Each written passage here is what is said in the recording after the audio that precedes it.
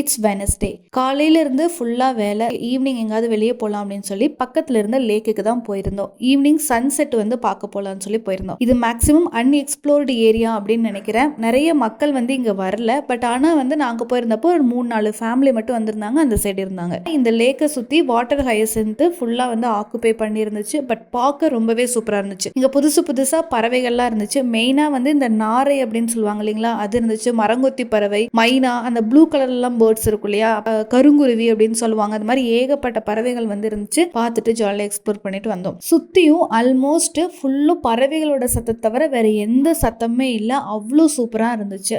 அப்படியே வந்து அந்த பறவைகள், கிளிகள், பச்சை கிளி வந்து ரொம்ப நாளுக்கு அப்புறம் இங்கே தான் பார்த்தேங்க. எனக்கு அப்படியே பயங்கர ஹாப்பியாக இருந்துச்சு. சன்செட் பார்த்துட்டே கிட்டத்தட்ட அரை மணி நேரம் பக்கம் அப்படியே நின்றுட்டேன். அவ்வளோ சூப்பராக இருந்துச்சு. இந்த லேக்கில் பார்த்துட்டிங்கன்னா நிறைய வந்து மீன்லாம் பிடிப்பாங்களாமா. பட் ஆனால் நாங்கள் சாயங்காலம் போயிருந்தப்போ பெருசாக யாரும் மீன் பிடிக்கலாம் வரவே இல்லை.